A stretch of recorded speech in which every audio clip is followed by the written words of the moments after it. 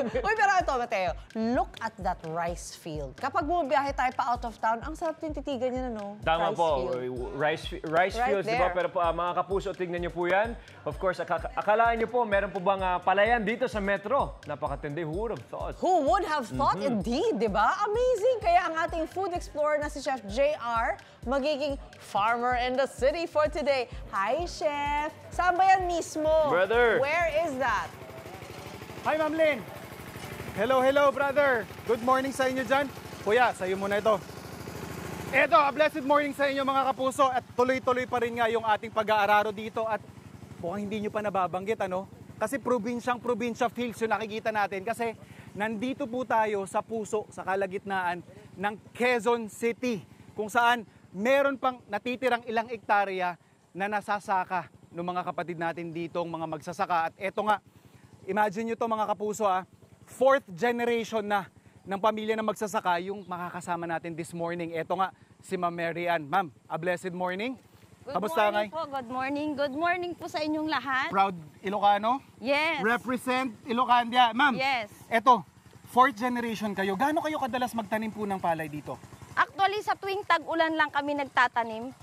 Kasi wala kami ditong irrigation. Okay. Sahod ulan lang talaga yung Doon lang kayo inaasahan. nakaasa. Yes. Nakaasa kami sa panahon. Okay, so once a year lang sila na pagtanim. Siguro more details lang, Ma'am Mary, doon sa pagtatanim ng palay. May iba pang proseso ito kumpara doon sa probinsya? Paano po ang parang pinaka-overall?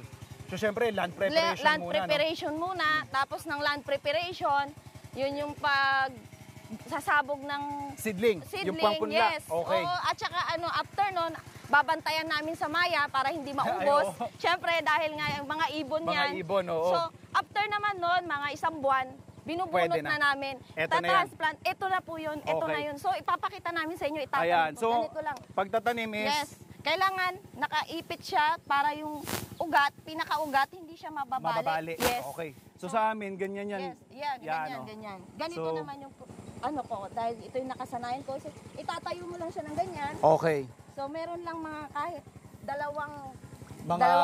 isang tangkal na pagitan. Okay, Yan, so ganyan. kailangan. So Yes. sa amin naman, nung college ako, before college, ito yung racket ko. So yung daliri ko yung pinantutusok ko Okay. para naka-guide doon sa ugat nung ating palay. Yes, pinaka-importante kasi talaga, may secure natin yung pinaka-ugat niya na Yes, hindi siya tama. mababali. Opo. Para sigurado talagang tutubo. At Tapos, talagang- kasi masasayang yes, ma'am. no? Yes. Ma'am, gaano karaming palay yung naaani natin dito? Ilang kaban? Siguro nasa mga 60 pataas. 60 to 80, pero no? maliit lang yun. Pero kung Okay. sasakahin mo lahat yan, dati kasi noong mga panahon, nakaka-100 sako pa kami ng palay. Alright. Yes. So ito mga kapuso, sabi nga ni Ma'am Mary Ann, yung family nila is yung parang mga tinuturing na katutubo dito Yes, sa Quezon yes. City. So mga nakakakuha sila dito ng kaban ng bigas na mga 40 to Yes, 60 na 40 to kaban. 60 kaban. Ma'am, ano yun? Pinangbebenta ninyo o pang sarili nyo lang? Bali pang consume lang yun, sir. Kasi, Oo, no? Kasi once a year lang, no? Yes, kesa naman bibili kami. So, mas mainam yung tanim namin, yun yung isisecure namin para sa pang-araw-araw din ng pamilya namin. Alright. So eto, marami-rami pa kami itatanim ni Ma'am Mary Ann. Tuloy-tuloy pa yung ating pag-aararo dito sa likod. Hay, mahaba-haba pa tong pagsasaka na to. Tuloy-tuloy yung ating food adventure dito sa inyong pambansang morning show kung saan laging una ka, unang hirit! Ngayon, alam mo naman tayong mga Pinoy, kanin is life, di ba? Tama po. Anjo, alam natin yan. Canon is life. Tumira na kanina ng kanin eh.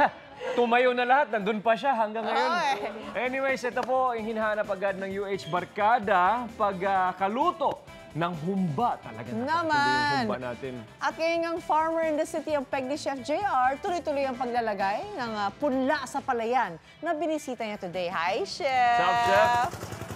Sup? A blessed morning! Hello sa inyo dyan!